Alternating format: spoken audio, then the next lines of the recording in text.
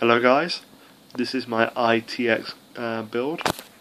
I've used the Raven RV01. It can fit larger boards, as I've just discovered, as this board is not an ITX. It's between ITX and micro ATX, so that's pretty decent. It has very good ventilation on both sides,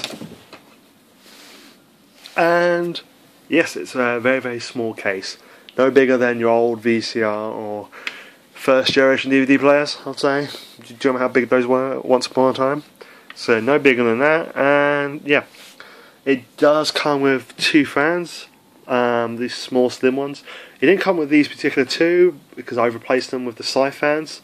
Scythe ones are a little bit quieter, but as you can probably tell, it does like fingerprints. What else is there? There are a few issues with the case, which I will go through at the end of the video, but overall I like it a lot. Let's go over the parts of the build. I have an Asrock motherboard, which is the H61M-VG3, which is quite convenient. I can see it right there. Fantastic. It's a very bog standard board, no special things on it. Doesn't even have USB 3 on it. I've had to buy a little adapter there and fit it in, because the front USB ports in this are USB 3. What else is there? I have Kingston RAM, just 4 gigs of blue RAM. It's pretty decent, runs at 1600 megahertz, and yeah, it does the job pretty well. I have a Noctua i9 fan. It's very quiet, keeps the CPU quite cool. Maximum load temperature is about 55 degrees, but when you look at the size of it, it's pretty impressive. Speaking of CPU, it's an i3 3220, so it's 2 cores, 4 threads. I would say it's quite a budget CPU. It's better than the Pentium and the Celeron by miles, but still no i7 or i5.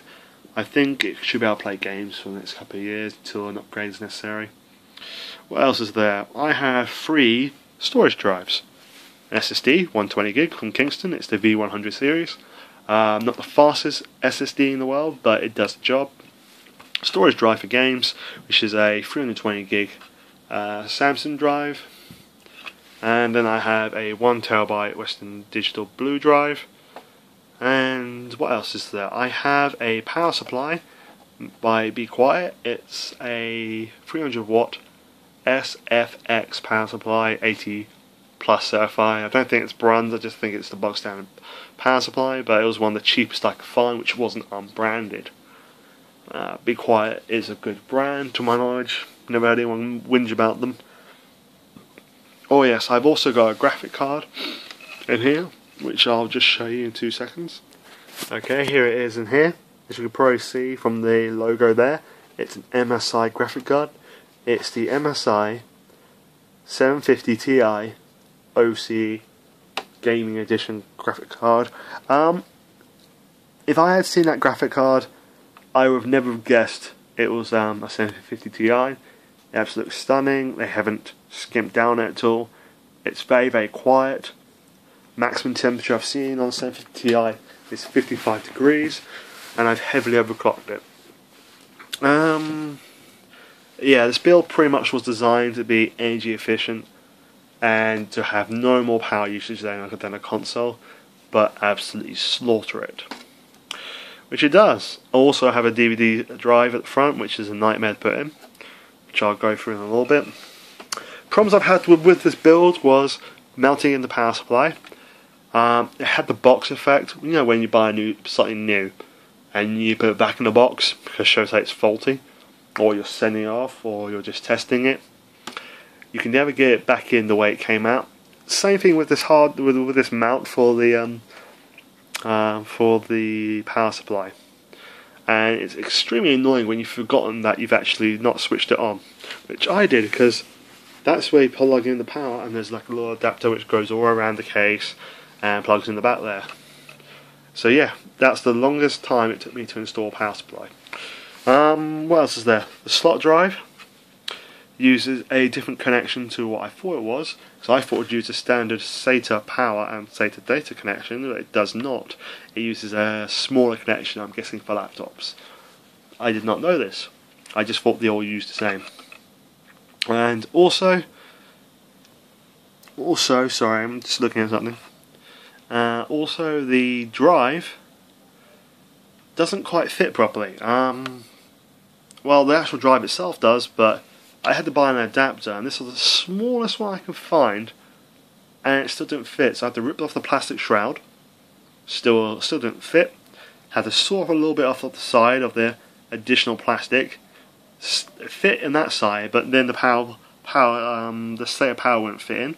So I had to Dremel a little bit of the hard drive cage off. I did that with the cage. The hard drive out of the cage, so don't worry, I haven't damaged the drive. But I've had to mutilate my case, which is a little bit annoying because it's a brand new case. You don't want to do anything to it to decrease the value, just in case I didn't like the case, but I'm going to keep it anyway. And yeah, what else is there? One of my USBs at the front doesn't work. Power seems to fluctuate between this one for some reason.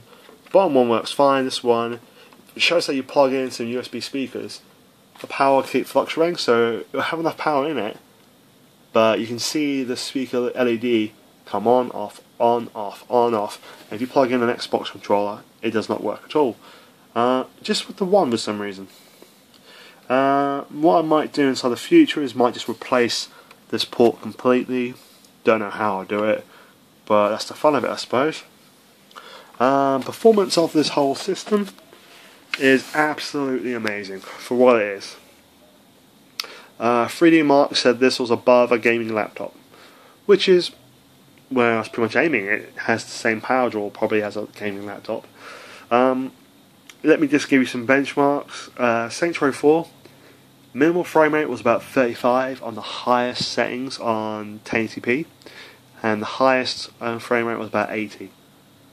That's pretty decent for a system which only draws less than 300 watts. This thing plays Skyrim on ultimate, well, not ultimate, very high, maximum settings with a shitload of mods to increase the, the graphics and visuals, that kind of stuff to improve them, and it just runs 60 frames smooth all the time. What else is there? Oh, Elder Scrolls Online as well. Minimal 35, maximum 90, depending on what's happening on the screen. This plays Metro on very high, with no SSA, 50 plus frames, but if you add anything like that, or any AA or anything like that, it just completely destroys the frame rate. But considering that this graphic card is a budget graphic card, it's absolutely amazing. I would say this gives a third of the performance of my 780. Gives a third of performance. Most likely, slightly more. What else is there?